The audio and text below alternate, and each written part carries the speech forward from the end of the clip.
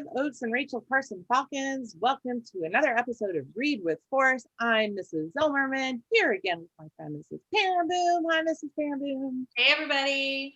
And we're so excited to have Mrs. Hjorth with us today. Hi, Mrs. Hjorth. Thanks for coming. Hello. Thank you for having me. Oh, and there's Miss Hjorth, with us being distance learning and everything, you know, a good chunk of the students know you at school, but there is a pretty good set of the population who hasn't met you yet. So do you want to tell us, tell us who you are, what you teach, and how long you've been at Five Oaks and all that kind of fun stuff. Alrighty. Happy to do that. I have been at Five Oaks. We're thinking maybe 14 years-ish. But this comes after having been here as a student teacher and then teaching at another school and coming back to my home, as I like to call it. I started out teaching 6th grade math, and then a few years back, when there was a big little rumbling and things moved, a lot of teachers got moved around, they moved me up to 7th grade, and that's where I have been ever since. I continue to teach math, and now I also teach the AVID elective. Right. So I wasn't thinking about AVID. Of course you're AVID. Yeah. Well, something I find interesting, Mrs. Hjorth, is that people who haven't met you might be interested to know how you spell your name. How do you spell your name, Mrs. Hjorth? I spell it Hjorth, and it's Norwegian, but in Norway they would say Hjorth, and nobody'd ever spell it right.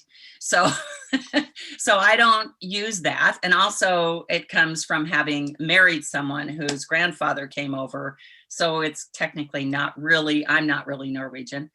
But I also used to, in my classroom, when I was just being introduced, I used to have, and still do actually have, a few of them little signs around that would say, "Ha welcome," and "Ha bookcase," and "Ha something," with little H's in front of all the words. And I use it as a way to teach the kids how to say. I said, "Do you notice those?" I said, "Do we say those words that way?" And so that's how I was teaching kids how to say my name correctly. But I told them I answered to pretty much anything. Mom, grandma, Miss Edwards, if they'd had the teacher before me, Miss H. I pretty much usually know they're talking to me, even if they don't use the right name. So, Mrs. Hjorth, you just gifted Five Oaks Rachel Carson Library with some books that are incredible. And so I'm glad that you're here to tell the kids about these books. We talked a little bit about Jelani Memories books with Mrs. Herford. She shared with us about a kid's guide to COVID and a kid's guide to racism. And then on our YouTube Read Aloud, we have a kid's guide to COVID that I read aloud so kids could see what that kind of book was like. But tell us your experience with these books, why you donated them to us so we could read them, things like that. I saw it, I was in support during all the unrest that started unfolding earlier last year. You just become heightened aware and want to do something to understand and to support the Black Lives Matter movement. And so I started looking at different things and saw the information about a kid's book or a kid's book about racism. And I thought, oh my goodness, this would be perfect. And then so I started looking through for myself. I was thinking it'd be great for myself to be able to read. And I now have a 2-year-old granddaughter. And so I'm always looking for books for her. And her family her mom and dad are very socially conscious. And so they are constantly trying to instill those things into their granddaughter. So I'm continuing to do that, or trying to do my part. So I also picked up the kid's book about feminism and to give to her. It turned out she already had the feminism one, and I found out why. My other daughter works for a company called Wild Fang. So she works for them. And the reason my granddaughter had it is that the founding woman of this woman-owned run business, wrote the book, that kid's book, which was, so I had a copy. So those are the two books that I really read. And then I thought, you know what, these are so good, because I sat down, with my granddaughter and read the racism one with her. And when I was reading it to her, she wasn't even 2. But I do think hearing those words and hearing those ideas, even at a young age when you don't totally understand it, is really important. They're going to kind of remember it and make those connections. And the more that they hear it and say it, the more tolerant I think we all become. It was great for me because it opened up my eyes. It was the first book about racism, anti-racism that I read, and it made me helped me really understand a little bit more, and began my journey on trying to understand about the issues and the part that I'm playing in that. So I think it's good for anybody. I think, children's books say amazing things in the simplest way. And sometimes that's what we've got to read to really understand. I talk to them about that in math. I mean, I'll show them a problem and say, yeah, you probably could do this in your head, but you can't really learn what I'm teaching you when it gets complicated if you don't understand kind of the basics. So, so I feel the same way about these books. That's a great analogy. I love that. And when we talked to Mrs. Herford, she showed us a book that she had, which was a kid's book about racism. And so one of the things we talked about is they all look similar. They all say a kid's book about this, or whatever the subject is. And Jelani Memory is the one who started this company to write these books, to publish these books. But every book is written by somebody different who has experience in whatever the book is written about. I did not realize that. That is awesome. And Miss Hjorth, how cool is it that you have a connection to a real live author? Like that was like fangirling a little bit. Like, oh my gosh, like a real life author. It's so cool. I could probably get you her autograph. No, I'm not kidding. Oh, you know what? I actually might be able to get her to sign the book that we have in our. I could do that. That would be awesome. That would be awesome. I do love how he has been able to attract a wide variety of people to write these books. And I've said a million times in the library and on Read with Force how much I like picture books. But even though these are written for kids, even, young kids, they're still good for adults.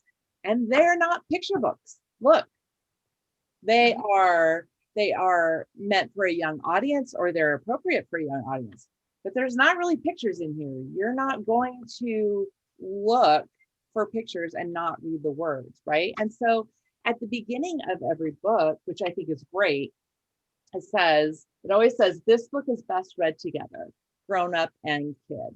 So I think that's perfect for you to do, Mrs. Hjorth, with your granddaughter, but our middle schoolers maybe could check them out and read them with younger siblings, or read them with the grown-ups that live in their house. Yeah. Right? Perfect. I'm really excited to share these with my kiddos now. I would like to point out a couple. We have a lot. Mrs. Hjorth was very generous with these books. I was going to show you what I loved about this book, a kid's book about anxiety. One of the reasons I'm picking this out is because I have anxiety, and this was written by a grown-up who has anxiety. And so for me to read this, it was very helpful to know that other people feel the same way that I do. But I would love to show you the picture throughout this book. Throughout this book, do you see this little line? This is describing how his anxiety works. So sometimes it's, flat, and sometimes it's a lot. It's the only illustration in the whole book. I think it's fantastic. It is. One special thing about these books, students, is that because Mrs. Hjorth donated them, we decided that we would like to keep them just in the Five Oaks Rachel Carson Library. Usually, when we get library books, they can go all over the district when we get library books. That's just the agreement that we have with each other. But because these are so special to us, we'd like to keep these in our library for you, so they're accessible for you whenever you'd like them. So you won't find these on Destiny Discover or Sora or anything like that. If you want one of these books, contact me directly through email, or even Mrs. Perenboom directly through email, and let us know what you'd like. you can see a list of the books that we have on your Canvas student library page. I will make a list of books there, and you can just let us know what you want. I'll let you know how to get them and things like that. We can still check them out to you, but you won't find it on Destiny Discover or Sora. So make sure that you let us know which one you want. I'm excited to get these in your hands. I I can't want think of- all of them. This is my notice to you, Miss Zimmerman. I want all of them. Is that it might be a little selfish. I won't know. I will let you borrow all of them, because by the time you're done with them, this video will be out for everyone to be able to look at. So that's awesome. So Mrs. Hjorth, I really thank you for these. And I know students will be thanking you too. And I know that Mrs. Hjorth, you read a ton, even though you're a math teacher, you still branch out into the middle grade, young adult genre. I do. What's a book that maybe you love that's in our school library? I assume that this one might be in your school library. They're nodding their head saying yes. But this was one I read this summer and totally loved it. I love a lot of the YA, middle year books. And it's this one I haven't, and I listened to it. I don't know if you can really see it. It's called A Good Kind of Trouble. It was very topical. It had to do with a family, a Black family. And she had two friends, and they'd been friends for forever. And then she has an older sister who's very active politically, socially, and into the Black Lives Movement. And it's centered around an event and a trial that's happening. And so it just seemed but it was very topical, as I said, but it was just really interesting because it all came from her perspective and how it influenced her, the whole thing, how it influenced her and changed her, and then ultimately changed. Well, I won't spoil it all. Well, that's wonderful. We actually have quite a few copies because it is a Project Lit selection. So just for book clubs and things like that. So you picked a good one. I love it. Mrs. Perenboom, you have books to share, or a book, I should say. I do. I have one book to share. So, Miss Hjorth, I totally wasn't even joking about like fangirling that you know a real author, because I read a lot and I love to think about like how did the authors come up with these ideas and how do they go through their process of writing. And like writing to me is such like a foreign, I don't think I'm a very good writer. And so thinking about how authors do their job. And so I have this nonfiction book that we have in our library, and it's called Before They Were Authors. And this is all about some of our favorite children's and young adult authors and what they did and what got them to the point where they became these famous authors, including like Dr. Seuss. J.K. Rowling is included in here, kind of telling her story. So it's really cool. There's lots of big pictures and facts about these different authors and what it took for them to get where they are.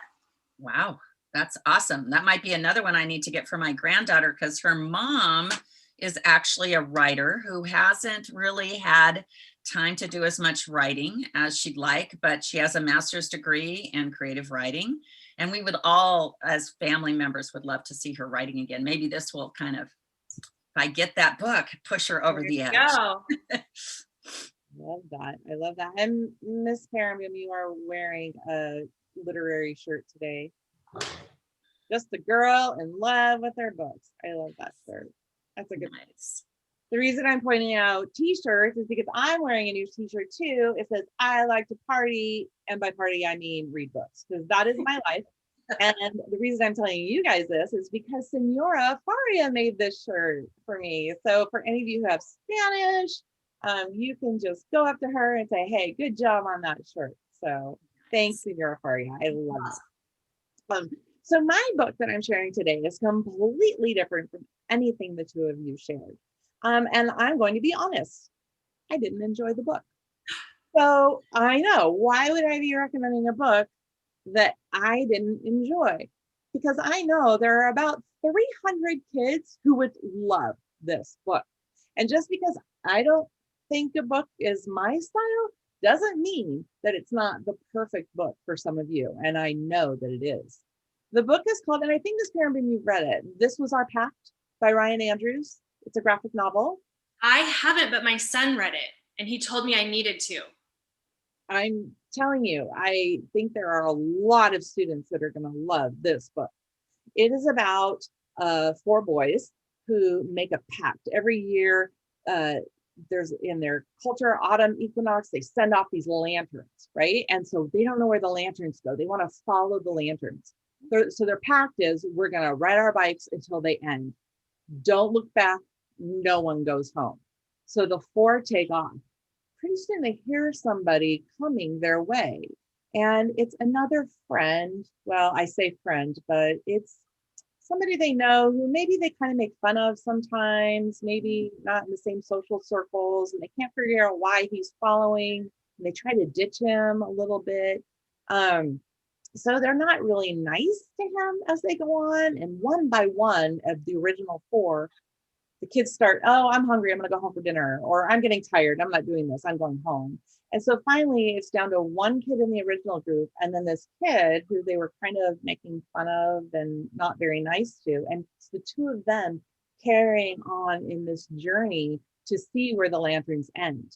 I loved that part, and I was loving it until they met the talking bear. And then there was a talking bear who had a hat and needed to follow the lanterns for the fish. And then there was a cliff. And then I'm not going to spoil anymore because there was other stuff that was happening that was too weird for my brain.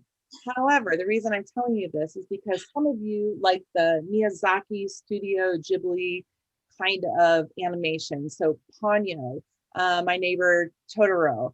I know Mr. Raff is really into this kind of animation. And myself, I'm the Disney freak. I'm more of the happy, colorful, happy at the end story. So that's why it wasn't for me. But I heard from all of the people who like the other kind of animation, the Japanese animation, fantastic. And the story really is well written. It's a graphic novel, right? So it's easy to follow and you get the pictures. If you're into that animation, it was not easy for me to follow. There was a lot of magic. There was a lot of Interesting. scary stuff. It was all blue. Everything was blue in this graphic novel. So the only color you used was blue. And I think that about 300 to 400 of you will love it. I'm totally intrigued now. Like, I want to read it because sometimes you and I, Miss Zimmerman, like we either totally agree about books or we're like total opposite in our perspectives and thoughts about books. So now I'm like, I think I might have to find that one and see how I feel about that. Well, and like I said, there's a lot of kids who are going to love it. And just because I didn't doesn't mean that they won't. So. And it's okay. We can still be friends even if we don't like the same books, right? Absolutely. Totally Absolutely. I can't wait to hear from others and see what their opinion is of it, if they check it out or if they've already read it. Yeah. So, this is Jar. Thank you so much for coming on Read with Force with us today. And again, thank you so much for donating these books. It really is special. It's my pleasure. It's been great. Thank you for having me. All right, kids, we miss you a ton. Thanks for watching. I hope that you're checking out a ton of books now that you even have more ideas. We'll see you next week on Read with Force. Bye. Bye.